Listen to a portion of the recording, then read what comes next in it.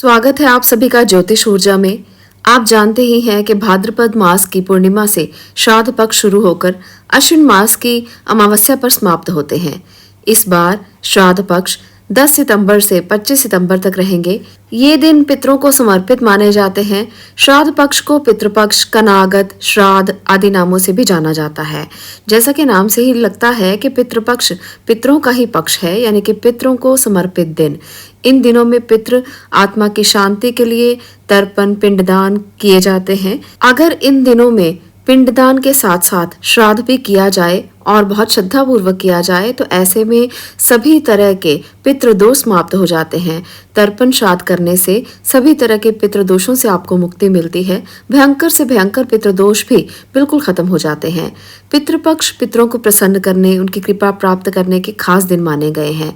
पितृपक्ष के समय में श्रद्धा पूर्वक अपने पितरों को कुछ न कुछ अगर अर्पित किया जाए तो वो शीघ्र प्रसन्न हो जाते हैं और अपनी कृपा हम सब पर बरसाते हैं। हिंदू धर्म में तो पितृगण को देवतुल्य भी माना गया है। तो शास्त्रों के अनुसार जिन पर पितरों की कृपा होती है उन्हें सभी देवी देवताओं का आशीर्वाद भी मिल जाता है। पितृपक्ष पितरों को समर्पित होता है, इसलिए इस दौरान कोई भी शुभ कार्य नहीं करने चाहिए, ना ही मांगलिक कार्य करने चाहिए। पितृपक्ष के समय में पितरों की शांति के लिए, उनकी आत्मा की शांति के लिए भागवत गीता का पाठ करना भी बहुत आवश्यक माना जाता है और बहुत शुभ भी माना जाता है। पितृपक्ष में श्राद्ध पक्ष जिसे कनागत कहते हैं, ये वो समय होता है जब पूर्वज धरती के आसपास आ जाते हैं। जो हम उन्हें देते हैं वो अन्न ग्रहण करते हैं या वो सामान ग्रहण करते हैं जो हम उन्हें श्रद्धा पूर्वक खिलाते हैं। तो पूर्वजों का आना ही बहुत बड़ी बात है।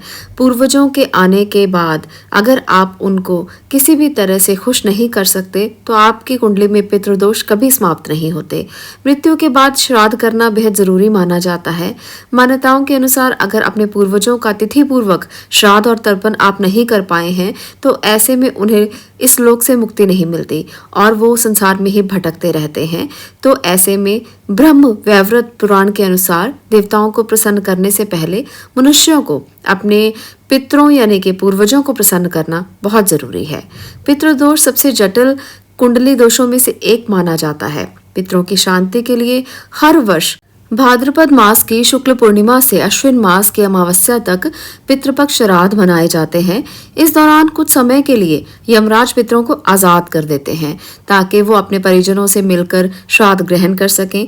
माना यह भी जाता है कि जिस घर के पितृ अपने परिवार के लोगों से खुश रहते हैं उस घर के लोगों को देवी देवताओं का आशीर्वाद भी मिल जाता है। और जिनके पितृ उनसे प्रसन्न नहीं होते, ऐसे सदस्यों को, ऐसे घर के लोगों को कभी भी सुख नहीं मिलता, जीवन में सफलता नहीं मिलती।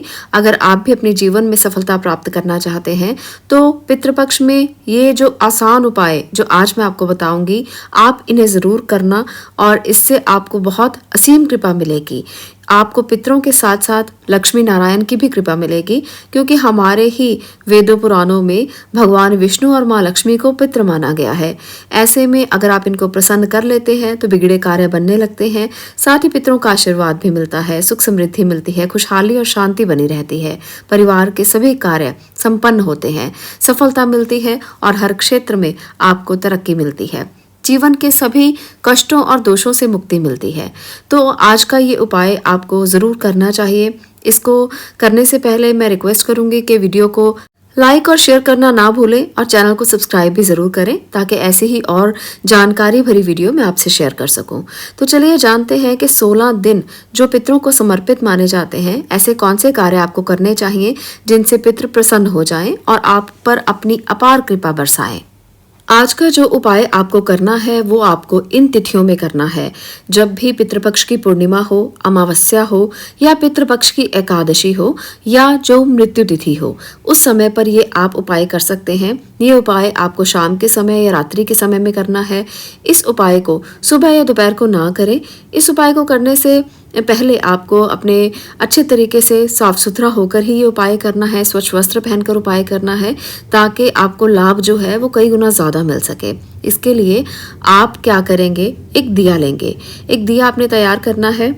इस दिए में एक रुई की बाती आपने डालनी है और शुद्ध देसी घी डालना है। गाय का शुद्ध देसी घी इस्तेमाल ना करें। ऐसे में आपको भैंस के दूध का बना हुआ देसी घी इस्तेमाल करना है, क्योंकि माना जाता है कि श्राद्ध पक्ष में गाय के दूध का इस्तेमाल या गाय के घी का इस्तेमाल नहीं किया जाता।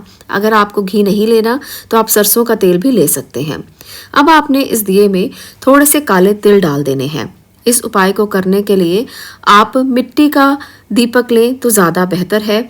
आटे और पीतल का दीपक आप कर सकते हैं इस्तेमाल, पर ज़्यादा अच्छा रहता है कि आप मिट्टी का दिया ही इस्तेमाल करें। और अब इस दिए को आपने कहाँ पर रखना है? आपने इसे घर के दक्षिण कोने में रखना है। दक्षिण कोना अच्छे से साफ सुथरा कर लें।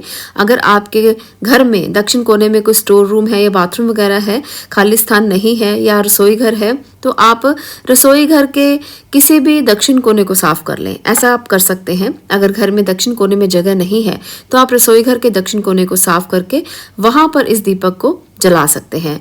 अगर किसी कमरे में जगह नहीं मिल रही तो मंदिर के पास साफ स्थान पर भी इस दीपक को जलाया जा सकता है। इस दिए को आप जलाने के लिए इन बातों का ध्यान रखेंगे कि इस दिए का मुख जो है वो दक्षिण दिशा की तरफ होना चाहिए। जब भी आप बाती जलाएं तो वो दक्षिण दिशा की तरफ मुख करके आप रखेंगे तो ज़्यादा अच्छा होगा। ध्यान रहे कि दिए को सीधे ज़मीन पर ना रखें। दिए के नीचे आप कोई कपड़ा बिछा सकते हैं या कोई कटोरी रख सकते हैं या थोड़े से आप साबुत चावल भी रख सकते हैं। ऐसा करने से दिए का अपमान नहीं होगा, और जो दिया आप अन्न के ऊपर रखकर जलाएंगे उससे पितरों पर इसका आशीर्वाद हमेशा बना रहेगा। पितर इसे ग्रहण करेंगे। और दिया जलाने के बाद सबसे पहले आप भगवान श्री गणेश को प्रणाम करें, फिर उसके बाद विष्णु भगवान, माँ लक्ष्मी को आप ध्यान करें और उसके बाद पितरों को प्रणाम करें। ऐसा करने से आपको बहुत लाभ मिलेगा। आपके पितरों की आत्मा को शांति मिलेगी और मुक्ति की आप प्रार्थना कर सकते हैं। ऐसा करने से भी आपको पितरों का आशीर्वाद तो मिलेगा ही, पितर प्रसन्न होंगे क्योंकि आपने उनकी मुक्ति की प्रार्थना ईश्वर से की है। इसके बाद आप भगवान विष्णु के मंत्र ओम नमो भगवते वासुदेवाय इसका जप करें। इसका जप आप कम से कम 21 बार करें।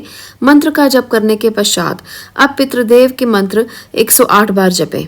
इस मंत्र का इस प्रकार से आपने जप करना है, ओम पित्रो देवताय नमः, ओम पित्रो देवताय नमः। हमारे शास्त्रों में ये कहा गया है कि दक्षिण दिशा पितरों की दिशा होती है।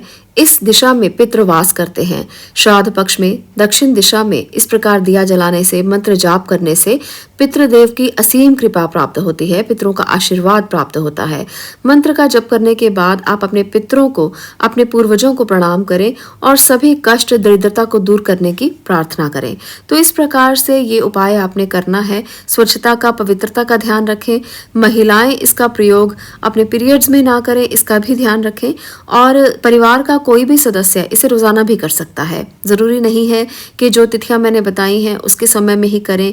जब भी पितृपक्ष पूरा 16 दिन रहते हैं, आप पूरे के पूरे दिन ये उपाय कर सकते हैं। आपको जरूर इसका लाभ बहुत अच्छे तरीके से देखने को मिलेगा। तो आज के लिए इतना ही। अगर आपको ये वीडियो पसंद आई हो, आप इस चैनल को सब्सक्राइब कर सकते हैं, वीडियो को लाइक और शेयर भी कर सकते हैं। मैं मिलती हूँ ऐसी ही और जानकारी के साथ। आपका इसे देखने के लिए धन्यवाद।